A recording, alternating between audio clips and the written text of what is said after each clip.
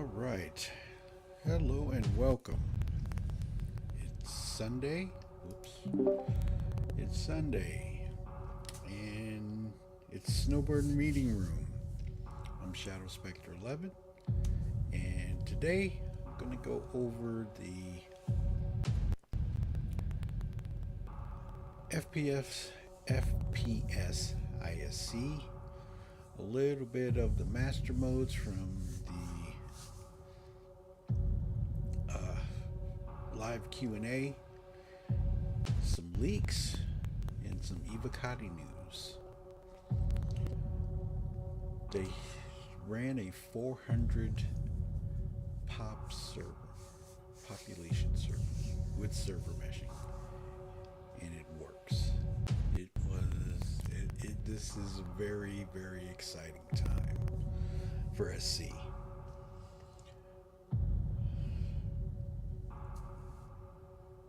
I just am very, very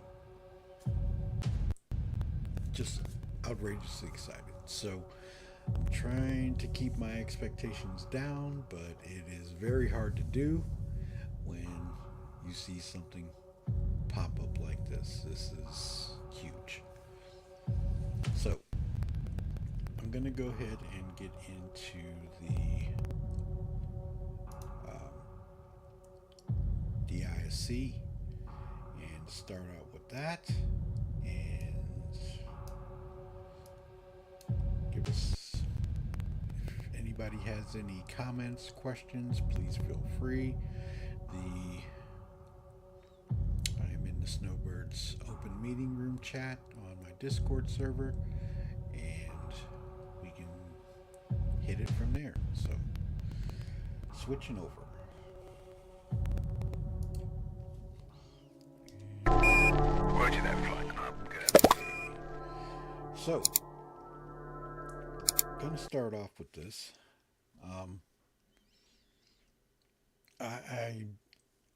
This was really good ISC. I enjoyed it thoroughly. So here we go. If it'll start. At first glance, Star Citizen is a game about spaceships. But when you look under the surface, we're really building a universe of the first person, with trading and lading, exploration, and devastation.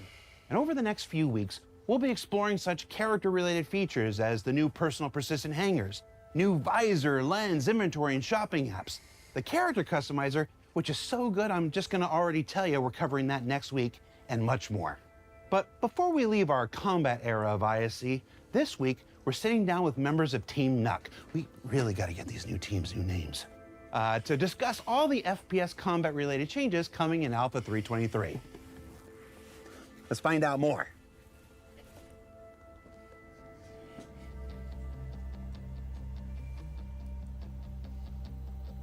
Go on then. Get the power shot. It's a bit awkward sitting down. Oh, wow, dude, you're so cool. I know. My mom thinks I'm wicked, mate.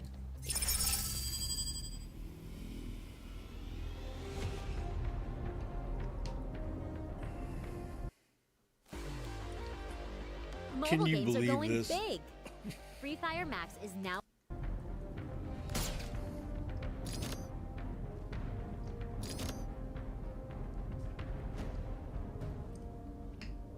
This game is 930 years in the future. Why does reloading matter? Reloading, I think, matters because from a player perspective, it makes you think ahead of the combat that you're about to go into.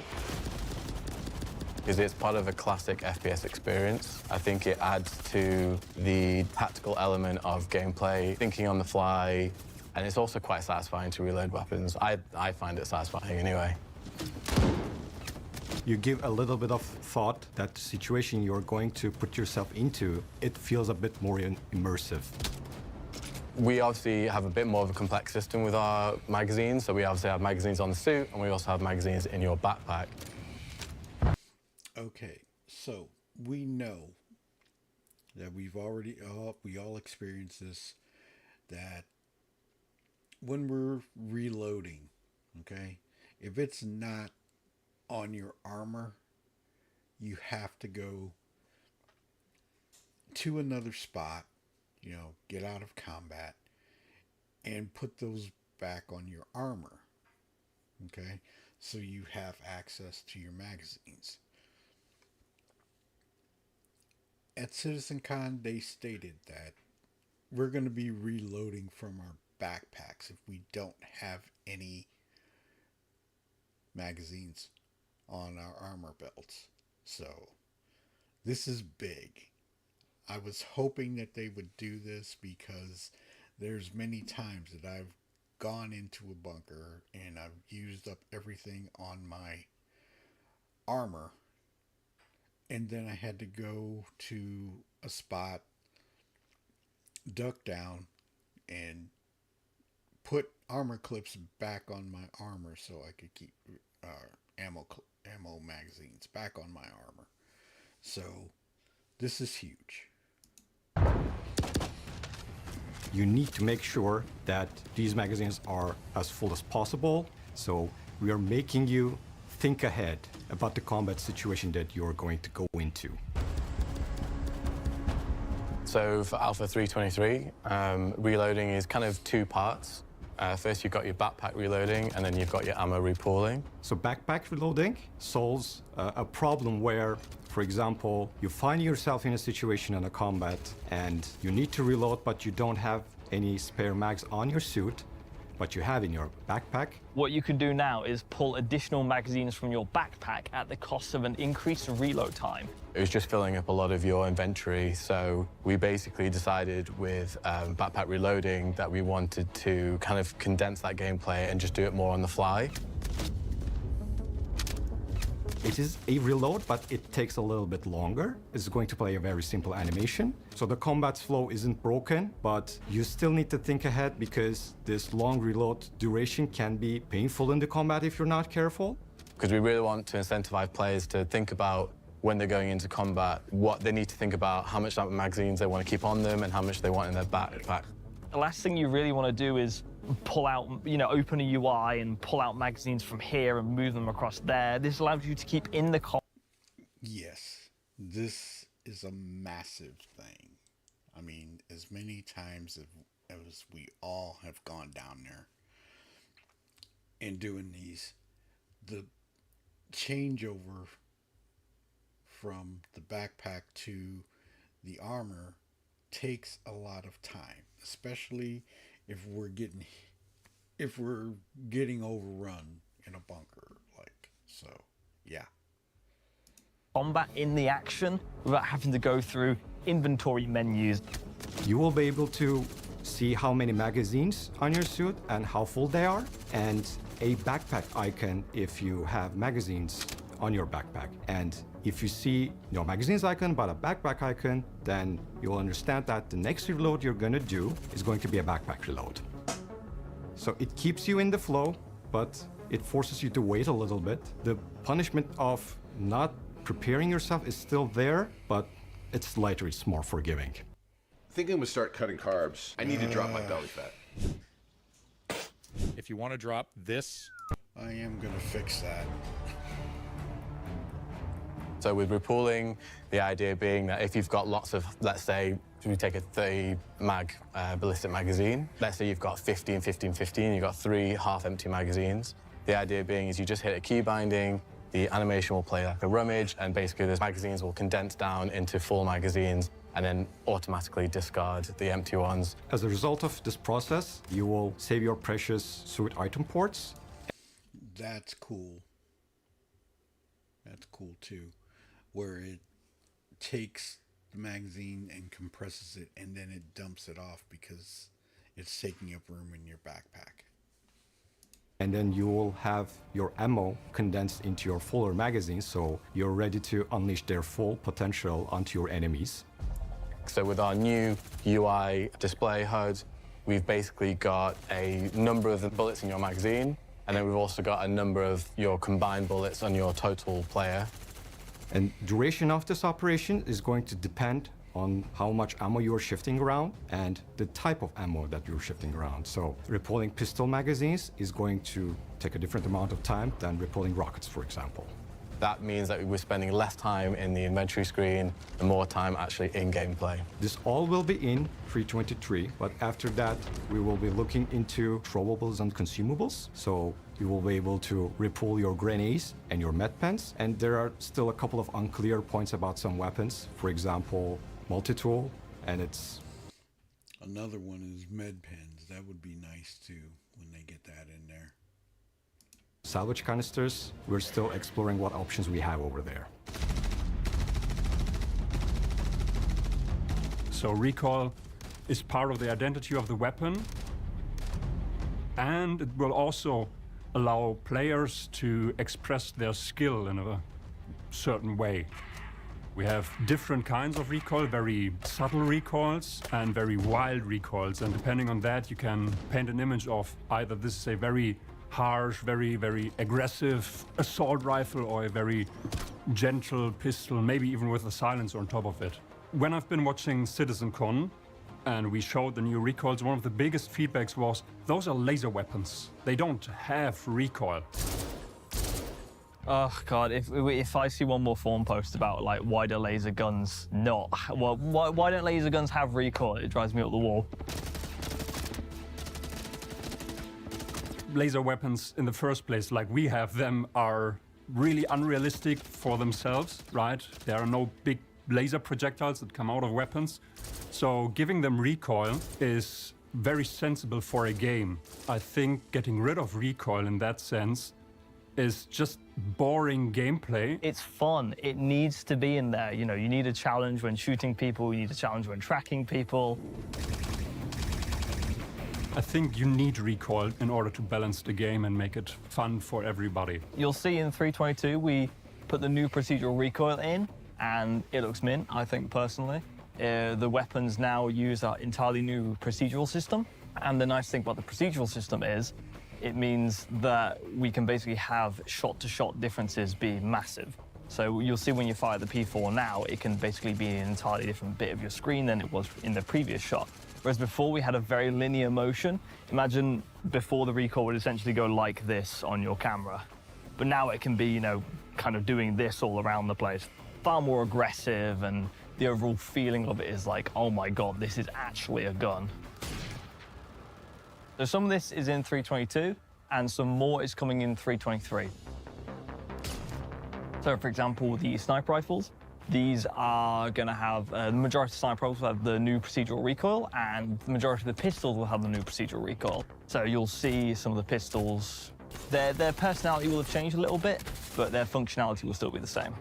And you'll see the snipers basically feeling a lot more powerful and angry, as you've seen with the other weapons that have had their passes. And with the new recoil system, this just feels like a real weapon, and it feels like this thing just has impact, right? You know, you want your weapon to feel angry. If the weapon is just stable and still on the screen, you'd be like, oh, this feels pants. So we have not only just scopes, we have a whole new suite of iron sights for the majority of our weapons. So what this has done is we've essentially got stuff that has raised the camera upwards and given a better target acquisition window. This is obviously with a lot of sci-fi guns. They're very chonky, they're very kind of fat, which is just how a lot of sci-fi things are. So naturally, we've managed to improve upon this by saying, hey, you've still got that fat chonkiness, but we've raised the camera up and we've managed to make the sightline cleaner for your, for example, your Kana rifle. On the scope side of things, we've basically overhauled how they work. So previously, if you were looking at anything that is, you know, an 8 times or above, it would basically have a black border around the actual scope bit itself. But now that is gone. The graphics guys did an amazing job at implementing the shaders for these, so the scopes just look way more realistic than they used to be. Nice reflections and a parallax effect. This is something different. Just a gorgeous view. I can't wait for you guys to see them. It's probably the most exciting thing for me personally in 3.23.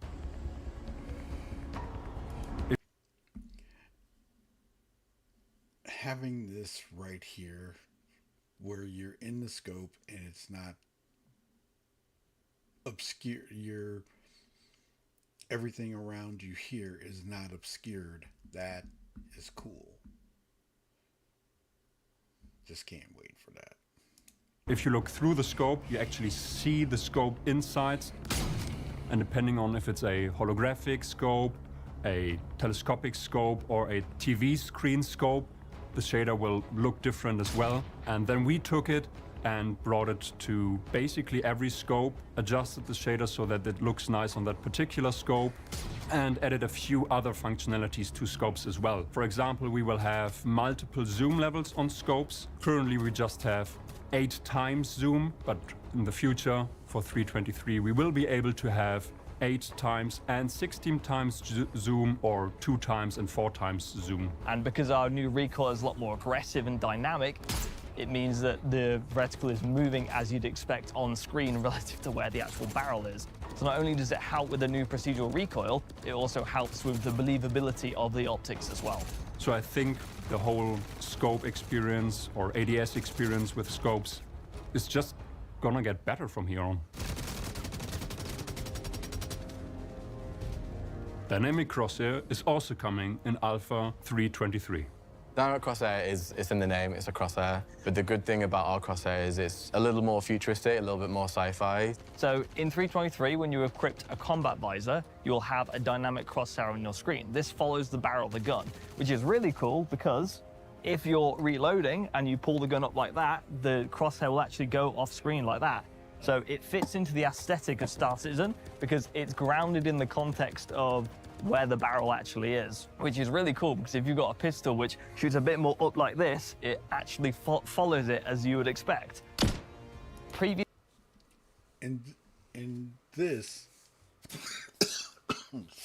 excuse me, this is cool because I know in real life we do not have this, but eventually in time, and I think that, say you're wearing a helmet and you're wearing a visor in real life, and you have it to where you have a HUD, there may be a dynamic crosshair in that. So it could come eventually, don't know. But I think it's cool. And they did say that they're going to have this option in here for those that don't like the idea. Obviously, you were always kind of point shooting, and it causes a problem in not knowing how big your crosshair actually is for your weapon. So we had to make the spread on the weapons a bit smaller than usual, because if you're going to point shoot, you have the issue of, like, where is my bullet actually going to go? This allows us to say, hey, this is actually kind of what your cone of spread is, and we can increase the spread values of weapons themselves, which leads to better gameplay and people actually focusing on ADSing down sights, even in like 10-meter engagement ranges. And it also just gives that player a little bit of extra information, so when you're hiding behind a wall or you're close to proximity with an object, the crosshair is actually going to let you know if you're going to hit the object or if you're going to shoot past it. I heard people saying this is unrealistic. I'm fairly certain we can do this with our technology today, so 900 years in the future shouldn't be a problem to have at least military tech to have this crosshair component to them. It's a crosshair. Agreed. So it's 900 years in the future. Why wouldn't we have it on a visor? Right? That not only fits the aesthetic of Star Citizen, but cleanly fits into what you'd expect for Star Citizen as well. Protect your body from harm by wearing this Nano Protect Armor Guardian vest. We are able to deactivate it, so if you don't like it, there's a menu option for you. You can also disable the new hit markers independently of the crosshair. So if you just prefer to keep the hit markers, you can keep them. If you prefer to keep the crosshair and not the hit markers, you can do that as well. So you can fully utilize it to make it your own, what you want from the game. So you can have it completely off or on. And then we have things like, obviously, updated hit markers, and we also have a final hit red X as well to let you know that you've confirmed that kill. It's a completely optional feature, but I think you're gonna like it. So I think the reason why I'm so excited and the team is so excited about why these new changes to FPS are going to be so dynamic and completely change the game is I just think it makes our game so much more modern. It makes it so much more lively and really expressive. Now weapon manufacturers are going to have much more of a unique brand to them. And the same with with our new amazing scopes. You know, if you compare the scopes that we have now to what we have coming in 3.23, it is going to be completely, I think, game-changing. We're obviously going to do things in the future, like when we get wear and tear in, apply wear and tear to when you shoot those things, because we still want that to be a believable experience. Bullet blocking is an issue. It will literally be gone from like grenades and magazines and everything like that, so even backpacks. So people previously would have to shoot people in the legs if they wanted to consistently land shots, which is a problem because realistically, that's not a good feeling of like, I'm behind you, I have to shoot you in the legs, so I can focus on shooting you in the chest now. We really like the fact that the crosshair is basically kind of starting the whole archetypes for armors. So as we move down into the PU, we want our armor sets to become more specific to their needs. If you look at our game, half of this is basically FPS combat, and these improvements will bring the FPS combat to AAA standard and make it feel like a more polished experience. It's not something that you can put into words, but something that that you will appreciate while playing our game. And I hope all of these changes make your time in the verse more fun. I think this just is so much more about gameplay. It's less about getting bogged down in menus. It's more about on the action.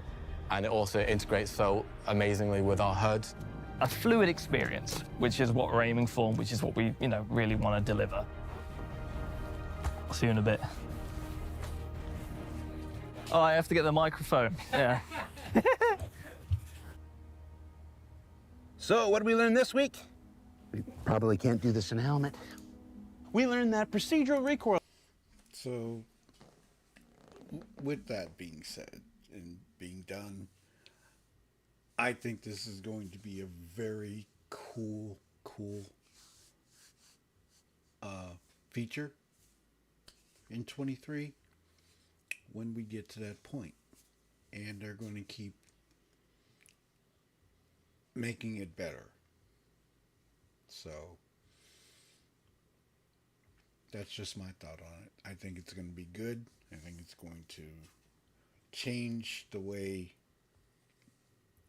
we play and give us an advantage. So that one I'm going to go ahead and I'm going to bring my Discord over. This part of the Snowbirds meeting room for today, the leaks. Now, I know that, we've been getting more and more Evocati news since it's gone public, which you can't see it or anything like that. They can talk about it. So, there was a lot of stuff that was thrown out from leaks, and it was pretty intense on some of this. So I'm gonna bring my Discord over. So, hey Joker, what's up?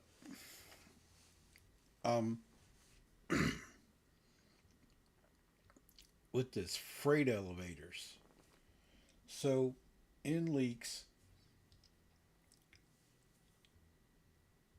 they gave all the information that they could find about freight elevators. Auto arrange, clear all, deliver to warehouse, filled with containers, freight platform, hangar service, everything is there. But the only thing that we don't have right now is, and they stated that This is something that they're going to have to put later, is the vehicle, calling the vehicles into the into the hangar. But still, this is huge. And I can't wait for it. I can wait, but yeah, we're all excited for it when it comes. So, you've got your resource network engineering, and that's going to come in AC. So, you'll be able to look at that. I don't know what else to say. I can't wait to try it, see what it's like, and go from there.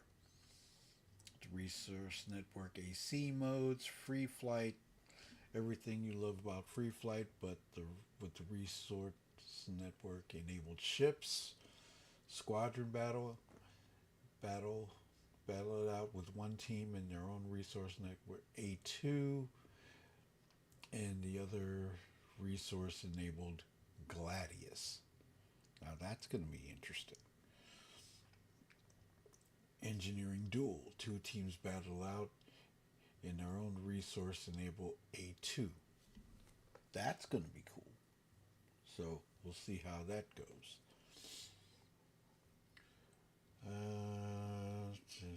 And the new character customizer. That is big. That's got a lot of stuff in it right there. So, one major thing that everybody wants is to make their character even more detailed to the way they want it. Big time. Then we've got a Hornet F7C A Mark II. That's going to be interesting. Fauna. The quasi-grazer, the space cow. I don't know what this is. A fast carnivorous animal. And dogs. It's in there. But it may not be activated for 23. So, just giving you a heads up on that. The Intrepid. A new ship. We don't know what that ship is or who it's going to be manufactured by. I have said this with King Pain a while ago, that I would like to see a Crusader starter ship. That would be sweet. I'm not going to lie. I would love to see that. And then there's the keybinds and all this stuff right here. Set markers. This is this is most likely a star map. Then free flight engineering. This is AC. And then we've got possibly for cargo missions, Quantum Raw, all these different places here. Then they've got something for the mini map. And some more. The Redeemer, the Hammerhead, all this stuff, Retaliator, different things like that. So this is where they're going to go down the line and do things with the mini map. So they said that it would take a little time for them to put everything in there. That's fine. Now the distribution centers, they've got all the distribution center missions. Okay. Object presets and things of that nature. Then they turned on master modes in the 323 build. in the Evocati build that we know about. So it is there. It is in. Now the biggest thing, okay, was the jump points, and they got it to work.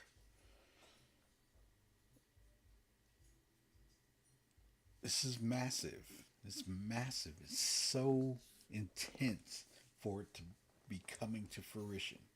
In the 2 years that I've been playing this game, I've heard all of these things. And now it's coming.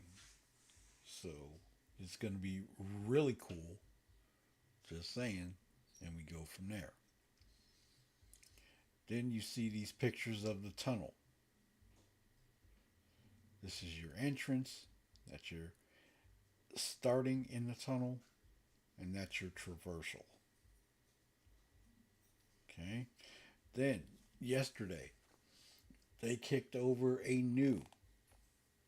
started a new test. It's going through the weekend. Raising the server population. And from what I've heard, it is working. Okay? That's all I can say. And that's pretty much about the leaks and the Evocati news. It's going to be big when it hits. I can't wait for a tech preview test and enter that. It's going to be big. So the next thing, the Q&A for master modes with Yogi Klatt and his team. This was big. This was big. So I'm going to run this a little bit and jump in on a question and go from there.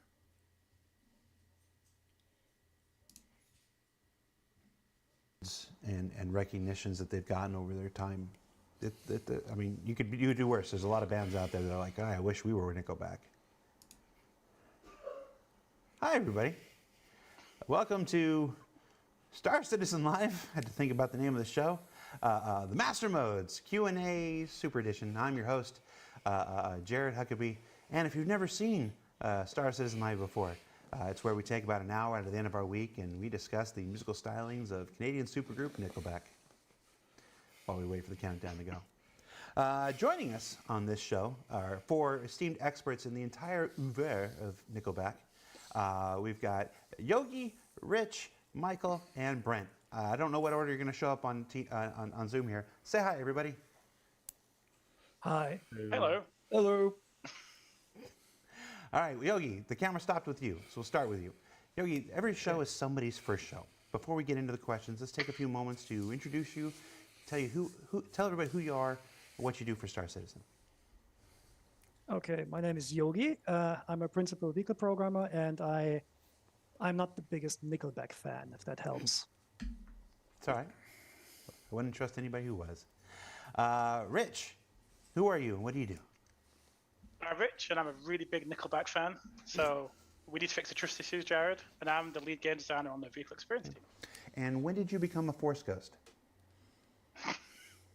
Very recently. Rich is calling into us from a conservatory, which is a large glass enclosure with absolutely no way to block any of the light. So yeah, and we've actually got sunshine today, which is very rare. Yep. It's all right. Tell me the ways of the Force.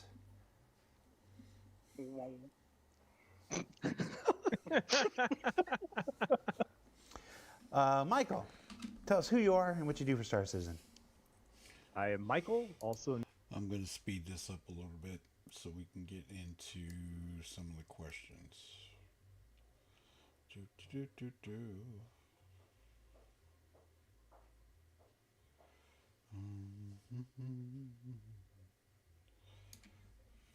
then I'm going to go attack them. That's not a player experience, right? That's not what other people are seeing when they join those matches. So it's important for us to go in on incognito accounts and test that way. It's the whole, the scientist doesn't want to disturb the experiment kind of thing. Exactly, It's when you go in there, your very presence skewers the results. So you, the members... It's the prime directive. Is there... We definitely... Go ahead, no, go ahead. I was just going to say, we definitely see that, especially in live QA. If we're on a server, people are asking us questions, but we get hunted down. And so being on incognito accounts, we can go and reproduce the issues that you guys are having. And that can even be with master modes, like Bayor said, with we join a match or something, we get pounced on pretty quickly. So when you do log in as Jared is my hero 69420, that's to collect the true and honest feedback. Correct. Yeah. Just to get that experience, we want to get what players are seeing when they actually go into these modes. So we want to use as authentic of an account as we can. Okay. So the reason we bring this up at the beginning of this, because this show, if you haven't noticed yet, we have a collection of our developers who have been working diligently on master modes and all things flight experience for years and years and years. And then we also made an effort this week to bring in Michael and Brent from the player experience team, another team that's been working for years to collect, test, verify, and expose potential biases and feedback, in order to work with the developers to make sure that we, collect, that's not just collecting your feedback, we have to test it and analyze it and verify its veracity. That's not a good sentence. Before passing it on and making sure that it aligns with the intentions of our developers and designers and stuff like this. So we wanted to present as much of both sides of the situation as when we talked to the questions this month.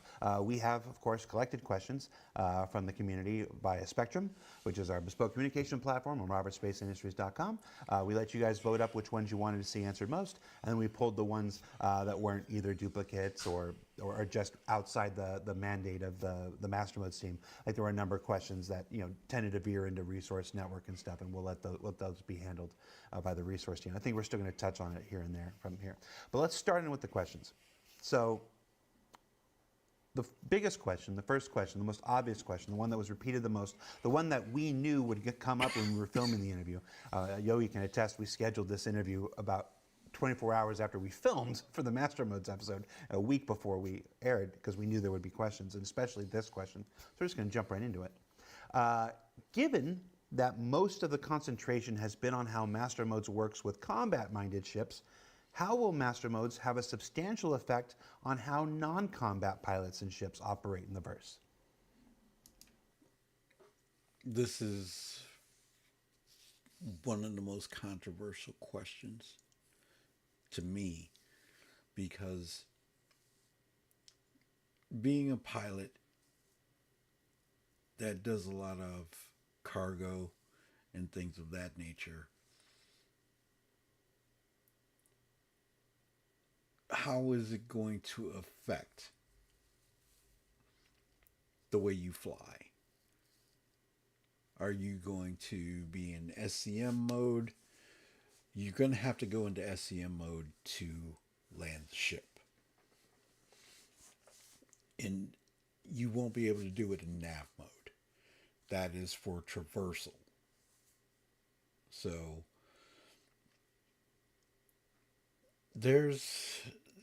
man, that's good. That's going to be an interesting thing to experience once it comes out. I think that they should have put traversal in AC, a little bit more of it, and to get the feel for it in a free flight and actually hit a jump point, hit or go into a jump. That's just my thought. I think it would have been more of a actual way to test it, to get the feel for it. Yeah, I can hit the B button and go into nav mode and stuff like that and get more speed, but you don't have your shields, you don't have your weapons. So when you come out of nav mode and you're out of the engagement, your shields are going to build back up. But you're still going to have to come back into it, and you may have to speed up to get back into the engagement. So there's a give and take on that, as far as I can tell. So I'm going to listen to and watch what they say about that. Okay, let's start with the big elephant. So in general, there is no difference between how we're treating combat ships and non-combat ships. If we want to have a consistent gameplay system, it needs to make sure that all the ships apply to the same rules, or not apply to follow the same rules. So although we have combat-focused and non-combat focused ships, we still need to make sure that the non-combat focused ships are basically fitting that scheme. And so the effect that Master Mode brings for non-combat ships, let's just talk about maybe like miners and salvagers, is just the same. You're going into nav mode to travel somewhere, and you're going into SCM mode to do whatever you need to do in your normal gameplay loop. So navigation or nav mode is just for traversal. And this does not mean that industrial ships are easy fodder or something like that. If we see some kind of imbalance in our data, then we usually react to that. So if we have, for example, a Gladius that's fighting against an Aurora, the Aurora is of course not a fighter, right? But it will also not be a super easy fodder for a Gladius. So what we usually do is like we give it a little bit more health or bump up some other defenses. But in any case, like you don't need to worry. Like the rule set is the same for all ships. And I mean, the other thing with nav mode that came up was whether or not you can always escape a situation. So yes, if your navigation mode is completely spooled and your quantum drive is ready, you can usually quite quickly escape whatever combat situation you're in, unless there's some specialized ships that snare you in some way or keep you there. But this is depend on a case-by-case basis. Also, Rich, you want to add to something? Maybe flight shooting or so? Yeah, so a big thing with Master Modes for us is it's not just about combat. We can keep saying this, but it's not just about the combat ships. We have reworked every single ship in the game right now. And we've got a base archetype we use. So there's a difference between archetype and role for us. So archetype is something we use internally to start a baseline with a ship. But then as we move forward, we start to look at the role of the ship and what that kind of individuality of each ship means. But yeah, every single ship, in the game is going to have a rework and feel different to what it has done in the past.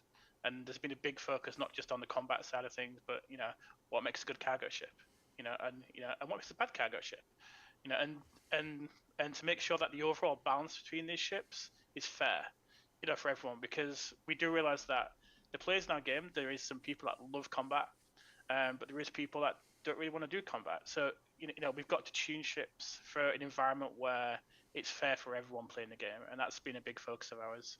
Because we don't want people that don't want to do combat to feel like combat is always a threat. It's just always something in the game. There's always got to be something to kind of balance that out. And it's going to be there's going to be a big learning process. When it first goes out, there's a good chance we might not get it right. There's a good there's definitely a good chance we'll make some changes, and we'll definitely listen to the feedback, and we'll start making iterational changes on these. But our overall goal is that the game is fair for everyone, no matter what you come to Star Citizen for. Yeah, Nona Nelson is like, oh no, they avoided that most upvoted question. No, we just didn't start with it. We're one question in. Chill. You mentioned that archetypes are not the same as roles, and this was one of the bigger misunderstandings that came from the episode there.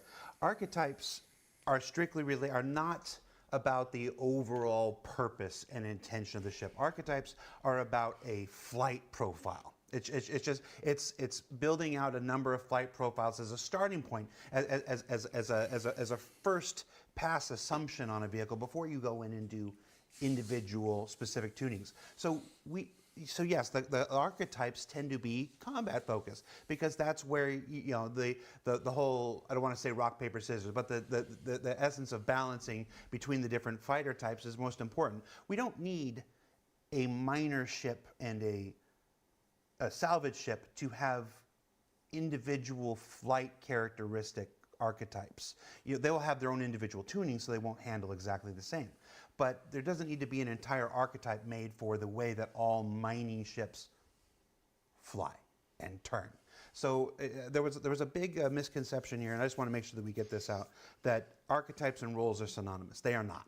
They are not. When we were referring to the Idris as this or that or whatever, those were for the flight archetypes. And yes, some of the names match and some of the names don't because, I mean, I'm not going to lie, I've been here 10 years. We're not always the greatest at naming things here. But it's important to know that archetypes are not the roles. They're not the intended function of the ships. They are simply a starting point for the flight profile that Rich and his team and Yogi and all them then go to drill down and balance from. It's just a start here, then customize. That's all that is. So the reason how that came together is practically based on our day-to-day work, right? So in general, the fighter gameplay is the most challenging one. So naturally, we're going for that first. But we could have also called a light fighter archetype a small wiggle ship archetype or something like that, right? But it's not, but it's not as descriptive for us. So when we were focused on fighters, we just called it fighters. We're also calling something like light fighter bombers, which are not bombers. They just, for us internally, describe something. Just like as Jared said, like a flight profile. It does not mean that this describes the role. Yeah, it's hard. What we struggle with this all the time. This is the thing that makes me look like this. I mean, come on, I look like this. I'm only 24 years old, people. This is what the job does. Is that don't show, man? Is that we share internal terminology externally. Well, this was the biggest question that I feel that everybody really needed to hear the answers from Yogi and the team. How is it going to be different? And that's one of the biggest things that I feel was needed to be addressed. The difference between all the ships. So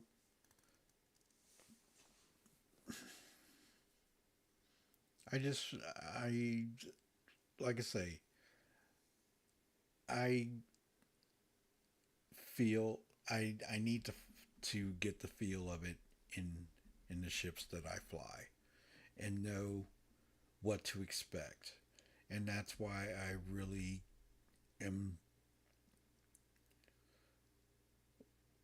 I want to get into the EPTU or the PTU and test it out to get a larger picture of what is there. Not with the fighters and things like that. I need to know how it's going to work with the C2, the C1, and my industrial ships and my fighters. I want to feel everything to know exactly what's going to happen and how it's going to feel. So the AC test is good, but I would rather know everything about it. So just that's how I feel. So that was the biggest question of the Q&A that I feel that get my thought on it and how I feel about it. I watched the whole thing. That was the main question to me. So if anybody has any thoughts or ideas, put them in the comments. I don't check the Snowbird meeting room as much, but I will start monitoring it more and go from there. So, with that, and with this big question, this was the biggest question of the Q&A. I'm going to call it here. The main focus was the FPS. We've already had the Master Modes ISC, but the FPS was a big one for the week. And the other things that we have gone through with the leaks and the Evocati news. So I'm going to end this Snowbirds meeting room here. And I'll see you next week with more Star Citizen information and be doing some things during the week. So hopefully we'll see something from some more from Evocati, or maybe even get a EPTU or PTU or something like that. We'll see. So I'm Shadow Spectre 11. I hope you all enjoyed the Snowbirds meeting room today. Everyone, take care. Have a wonderful Sunday, and see you next week.